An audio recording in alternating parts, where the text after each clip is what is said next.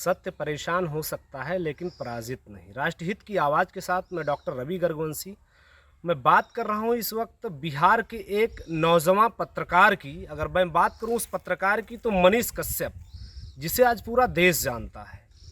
वो गरीब घर का लड़का जिसका पिता आज फौजी है, बॉर्डर पे है, आज उस पत्रकार पे एनएसए लगा दिया गया। एनएसए जो कि देखा जाए नेशनल सिक्योरिटी एक्ट होता है, वो ऐसे लोगों पे लगाया जाता है जो देशद्रोही हो, जो आज समाज के लिए कुछ बेहतर कर रहा है, जो आज मान के चलिए गरीबों का आवाज़ उठा रहा है। आज उसके ऊपर एनएसए जैसे एक्ट का लगना मतलब संविधान के चौथे स्तंभ की हत्या है।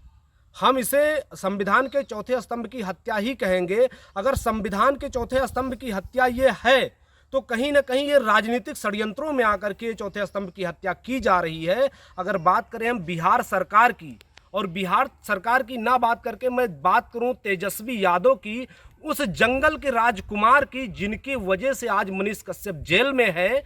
और आज उनके लिए जो जनता के लिए आवाज़ उठाता था, जो जनता के लिए देवता था, आज वो जेल में है। पूरी जनता बिहार की बौखलाई हुई है। पता नहीं कितनी जगह धरने चल रहे हैं।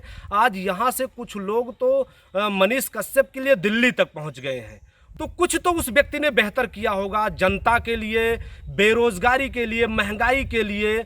आवाज़ उठाने वाला व्यक्ति कुछ तो बेहतर किया होगा। आज ऐसे ही अगर उसके लिए लोग खड़े हैं, ये गरीब का आशीर्वाद है, गरीब उसके लिए खड़ा है, तो कहीं ना कहीं कुछ तो बेहतर उसने गरीबों के लिए किया होगा। सबसे बड़ी बात यह है कि लोग कहते हैं, और लोग नहीं कहते, तेजस्वी यादव कहते हैं कि जो है वो राष्ट्र के लिए खतरा है। मैं इस बात को नहीं मानता, और ना ही जनता इस बात को मानने के लिए तैयार है कि वो देश के लिए खतरा है। जो राष्ट्रहित की बात करता हो,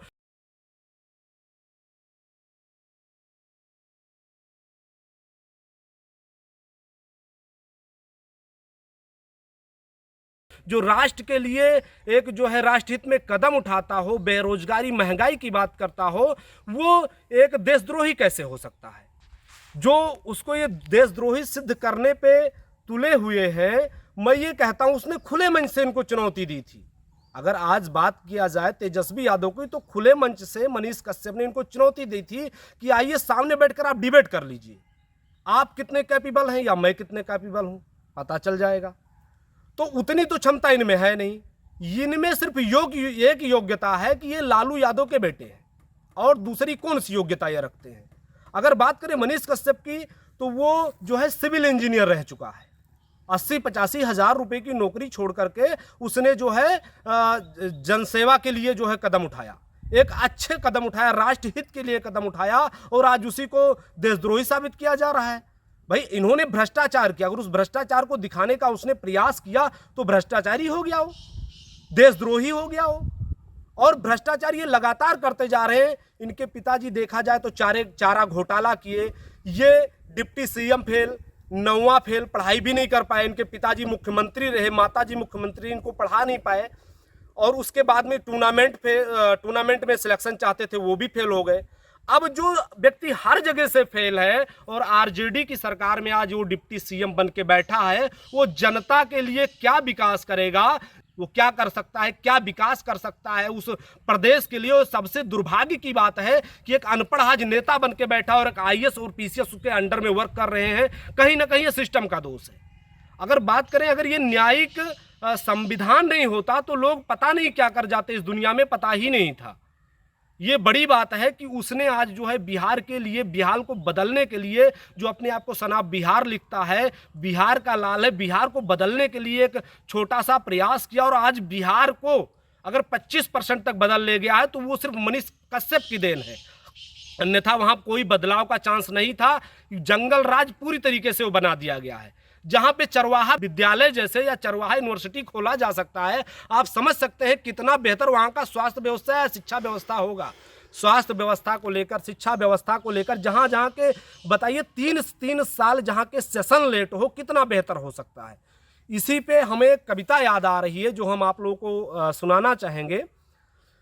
जो कौरव और पांडव वाली लड़ाई यहाँ पे उसी तरीके से चल रहा है। कौरव यहाँ पे हजारों थे, सैकड़ों थे, और पांडव मात्र 5 थे, फिर भी विजय उन्हीं की हुई। सत्य परेशान हो सकता है लेकिन पराजित नहीं। उसी पे आधारित ये कविता है।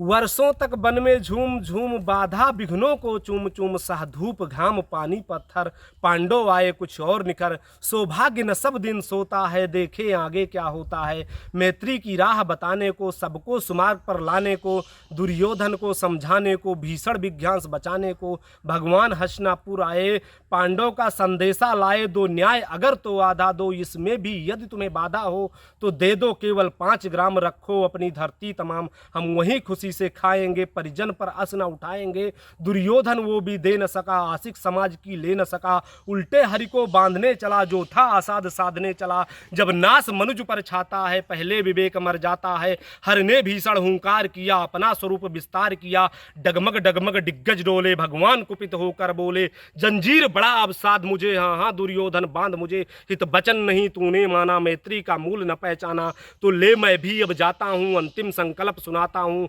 यचना नहीं अब रण होगा, जीवन जय या कि मरण होगा, टकराएंगे नक्षत्र निखर, बरसेगी भू पर वहीन प्रखंड, फणशेष नाग का डोलेगा, विकराल काल मुंह खोलेगा, विकराल काल मुंह खोलेगा, दुर्योधन तो भूसाई होगा, हिंसा का परदाई होगा, थी सभा सत्र सब लोग डरे, चुप थे या थे बेहोश खड़े, केवल दो नर ना आघाते थे, धृतराष्ट्र विदुर सुख पाते थे। इस कविता के कहने का सार ये था, इसमें एक लाइन सबसे महत्वपूर्ण है कि जब नाश मनुज पर छाता है, पहले विवेक मर जाता है।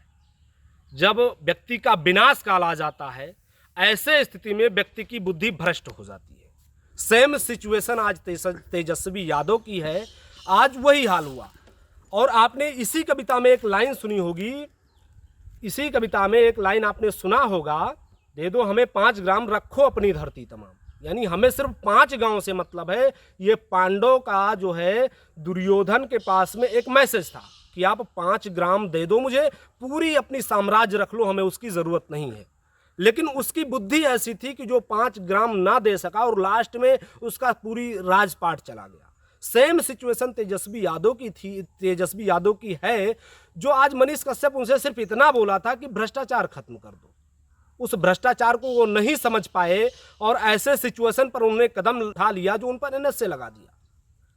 उस भ्रष्टाचार के खिलाफ ही उसने आवाज उठाई थी। वो 5 ग्राम जैसे ही है, लेकिन ये उस बात को नहीं समझ पाए। वो भ्रष्टाचार के खिलाफ आवाज उठाया कि भ्रष्टाचार खत्म करिए और एक नया आइए, मिल करके एक नया बिहार बनाया जाए, लेकिन उस बात को समझे नहीं। और अंत में ऐसा ना हो कि इनके हाथ से राजपाट ही चला जाए, और ये तो होना तय है, संभव है। सबसे कमाल की बात इसमें यह है कि पूरे 2 के 2 प्रदेश, पूरे 2 के 2 राज्य एक व्यक्ति पर लग गए।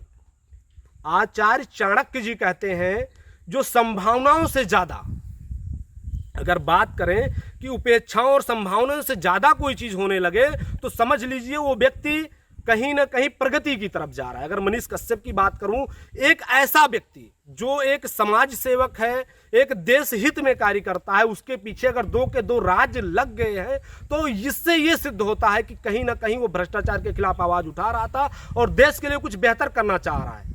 कपिल सिब्बल जैसे वकील को तमिलनाडु गवर्नमेंट उतारती है मनीष कश्यप केस में, जिसकी फीस कम से कम 50 लाख रुपए से स्टार्टअप है। अगर ऐसे वकील को कहीं ना कहीं तमिलनाडु सरकार या बिहार सरकार से समझौता करके अगर ऐसे वकील को उतारती है तो राष्ट्र को इससे डर नहीं है मनीष कश्यप से। कहीं ना कहीं इन दोनों प्रदेशों को मनीष कश्यप से डर है। इन दोनों प्रदेशों को मनीष कश्यप से डर है। पूरे भारत को या पूरे राष्ट्र को डर नहीं है कि वो राष्ट्र के लिए खतरा बन जाएगा। इन दोनों प्रदेशों को डर है, और दोनों प्रदेशों को नहीं, खास तौर से जो है आरजेडी के नेता लालू प्रसाद यादव के बेटे तेजस्वी यादव को खास तौर से डर है कि कहीं कुर्सी न चला जाए। वो तो जाना तय है, संभव है, क्योंकि जो राष्ट्र हित में कदम उठा रहा हो। आज देखा जाए, उन्होंने एक बात कही थी, आज मनीष कश्यप के केस को लेकर 45 दिन से ज़्यादा हो रहे हैं। 45 दिन से उनके केस को लेकर ज़्यादा हो रहे हैं। 18 मार्च की बात है, उनकी गिरफ्तारी हुई थी 18 मार्च को, और आज इसमें जो है 45 दिन से ज़्यादा हो गए। 11 अप्रैल को जो है कोर्ट में सुनवाई थी। उसके दौरान कपिल सिब्बल जी से ये मांगा गया कि आप इसको फाइल करिए कि NSA क्यों लगाया गया।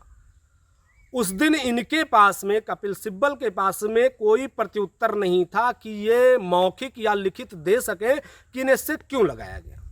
उसके बाद दूसरी तारीख जो हेयरिंग की आती है वो आता 21 अप्रैल। 21 अप्रैल को भी ये नहीं दे पाए, फिर एक हफ्ते का समय मांग लिया कि आप हमें एक हफ्ते का समय दीजिए, उसके बाद मैं इसका जो है रिप्लाई फाइल करूंगा कि जो है एनएसए क्यों लगाया गया।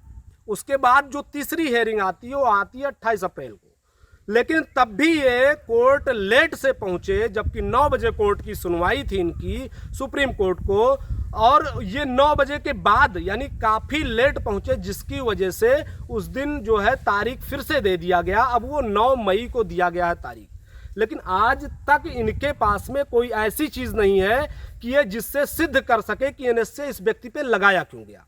इनके पास सिद्ध करने का कोई चारा नहीं है, सिर्फ और सिर्फ जो है ये 2 राजनीतिक पार्टियों का गठन बना करके सिर्फ एक व्यक्ति को फंसाने की चाल है। और एक बात तो तय है कि सत्य परेशान हो सकता है लेकिन पराजित नहीं। देश की जनता मनीष कश्यप के साथ है, और मैं पत्रकार भाइयों से, पूरे देश के पत्रकार भाइयों से निवेदन करूंगा कि एक पत्रकार के साथ जो आज मुसीबत में है उनके साथ जरूर खड़े हों, उनके साथ खड़े हों, नहीं तो कल को जो है गरीबों के साथ कोई अन्याय भी करेगा तो बोलने वाला कोई नहीं रह जाएगा। कारण यह है कि आज जो है मनीष कश्यप अकेला पड़ रहा है और देश की जनता तो उसके साथ है, लेकिन कुछ पत्रकार भाई उसके समर्थन में नहीं आ रहे हैं। तो उनसे मैं निवेदन करूंगा कि उनके समर्थन में आए और मनीष कश्यप जी को न्याय तो मिलेगा, ये हर हाल में मिलेगा। और आने वाले इलेक्शन में जो वहाँ की जनता उनको भावी सीएम मान रही है, तो मैं ये चाहूँगा और ईश्वर से कामना भी है कि अगर वो भावी सीएम तो बनेगा, ये तय है। क्योंकि लोग जो मानते हैं आज उसे एक पत्रकार मानते हैं, और कपिल सिब्बल जी ने एक बहुत बड़ी बात कह दी कि वो राजनेता है, वो पत्रकार नहीं है। लेकिन वो भी इस बात को भूल गए कि वो राजनेता ना है, पहले पत्रकार था, लेकिन अब वो पत्रकार भी नहीं है।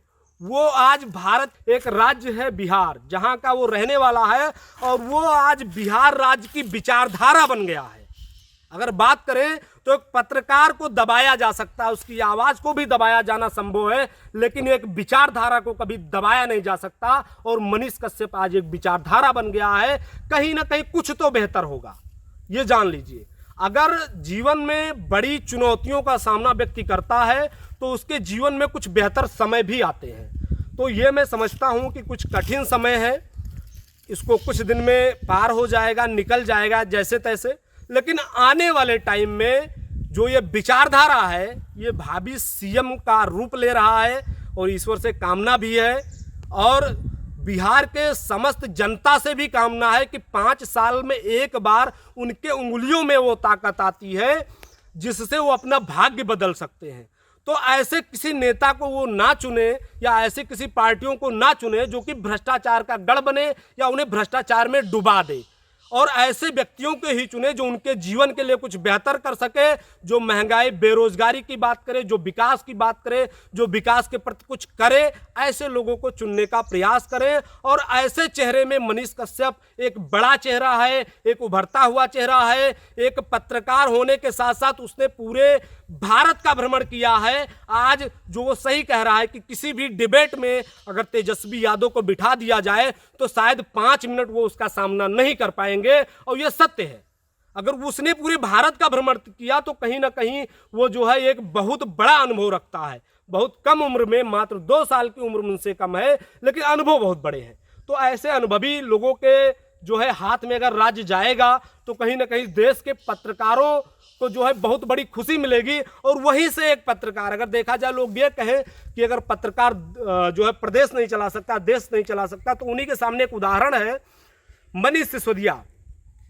पहले एक पत्रकार था, आज के डेट में वो डिप्टी सीएम है दिल्ली का।